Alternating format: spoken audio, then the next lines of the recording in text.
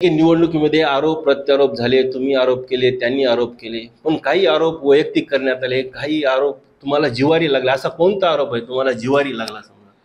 असं काही नाही बघा, निवडणुकीमध्ये आरोप प्रत्यारोप होत असतात. पण आरोप करणाऱ्यांनी कुठलाही आरोप करताना त्यामध्ये काही अंशी तरी सत्यता असावी.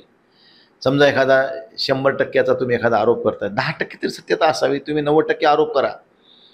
पण ₹1 खरं नसताना तुम्ही आरोप करणं हे जरा आम्हाला खटकलं. आम्ही कोणावर आरोप नाही केले. कोण कसा आहे, काय आहे ह्याच्या बाबतीत नेमकं आम्ही काही कोणी बोललो नाही. आरोप केले? कोणत्या आरोपावर केले आता निवडणुकीत बऱ्याच जणांनी केले. ज्याच्या त्यानं आपल्याला हेतू साध्य करायचा त्यांनी केला. करू द्या, त्याच्या त्याला लखलाभ हो.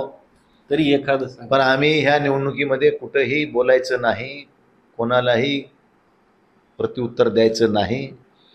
आपण आपलं गप्प राहायचं, आपलं आपलं काम करायचं, ही भूमिका आम्ही ठरवली होती. त्या भूमिकेतून आम्ही काम केलं आहे आणि मला खात्री आहे की ही निवडणूक आम्ही 1,00,000च्या वर मताधिक्यानं निवडून येऊ, एवढा आत्मविश्वासाने या ठिकाणी सांगतो तुम्हाला. निवडणुकीमुळे आरोप प्रत्यारोप होतात, तुमच्यावरही आरोप झाले.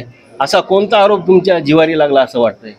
माझ्यावर काही देखील आरोप झालेले नाहीत. मला फक्त ते म्हणायचे की बाहेरच्या जिल्ह्यातला आहे, ह्याच होतं. पण ते काय, I am a national leader आणि माझे अपोनंट होते ते केडर होते, एका पार्टीचा कार्यकर्ता होता. त्यामुळे त्यानं गाव तालुका बघितला असेल. माझ्यावर त्याने आरोप जास्त केला की हा बाहेरचा माणूस आहे, तुमचा विकास काय करणार आहे.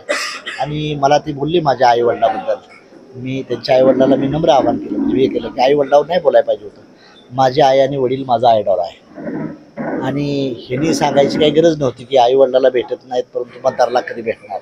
आज तुम्ही पाहिलं असेल की मतदान झाल्या राज्याचा प्रचार झाल्यानंतर मी परभणीत आलेलो आहे. 2 दिवस झाले परभणीत आहे. त्यामुळं परभणीकरांना दिलासा देईन की मी तुम्हाला जे जे वादे केले ते पूर्ण करण्याचा मी 5 वर्षात प्रयत्न